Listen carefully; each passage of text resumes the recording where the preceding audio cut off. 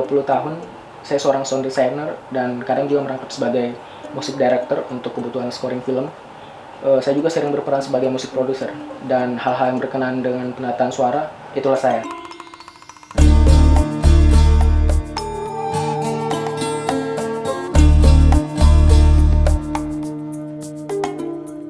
Sejak saya kecil, sejak saya waktu masih SD, saya memang sudah sangat menyukai film-film laga atau film action, dan ada satu film yang saya ingat sampai sekarang. Film itu sempat booming pada waktu itu. Filmnya kalau tidak salah disutradarai oleh Gareth Evans dan dibintangi oleh Iko Uwais. Kita semua tahu itu film apa. Itu ada satu soundtrack mereka yang memadukan musik etnik dengan musik action yang sinematik. Jadi saya berpikir kayak bagus kalau saya juga bisa buat begini gitu. Kemudian saya masuk ke SMP. Di sana ada ekstrakurikuler musik tradisional dan saya sering mengikuti lomba, dan puji Tuhan sempat menang tingkat nasional di Manado tahun 2016.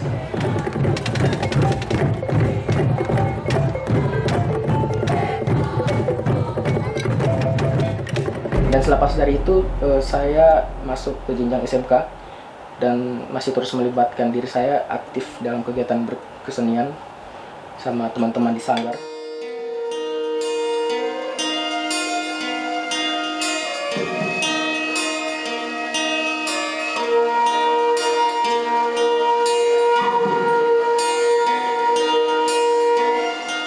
Dan di SMK saya masuk jurusan pertelevisian atau broadcasting.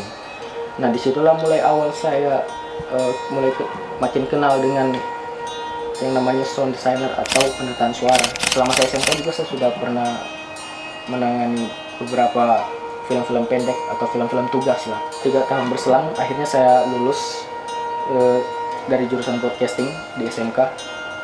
Dan di titik itulah saya berada dalam kondisi yang sangat dilematis ketika saya tahu SN saya lulus di jurusan hukum di suatu kampus. Dan saya saat itu mulai merenungi diri, memikirkan secara matang-matang tentang apa yang akan saya lakukan ke depannya.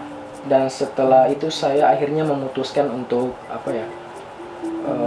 lebih mendahulukan pendidikan saya sebagai mahasiswa di jurusan hukum, dan mencoba untuk mengesampingkan kesenian itu yang sudah dari SD sangat dekat dengan saya, mencoba menghilangkan itu dari sisi saya.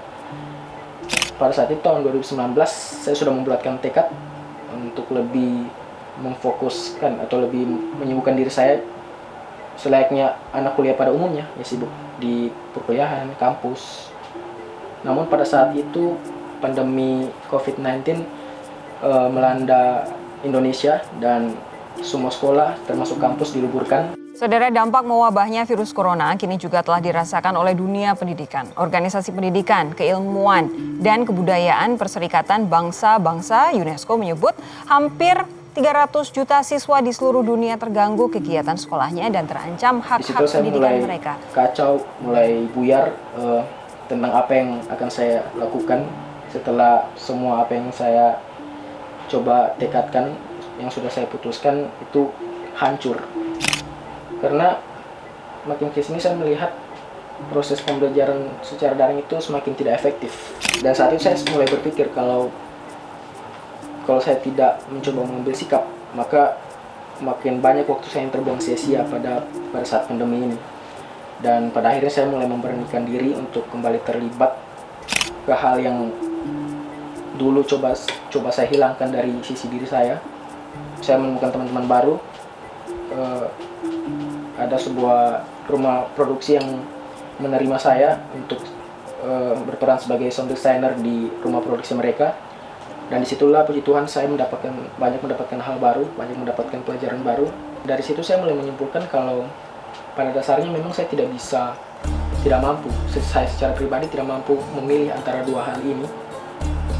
Saya tidak bisa memilih satu dari antara dua hal ini, melainkan saya sebaiknya mengimbangi kedua hal ini, di mana saya juga aktif dalam kegiatan saya berkesenian, karena menurut saya ternyata masih banyak dampak positif yang bisa saya dapat, dan di sisi lain juga saya harus sadar kalau saya seorang anak kuliah dan harus mengimbangi juga kesibukan saya di dunia pendidikan.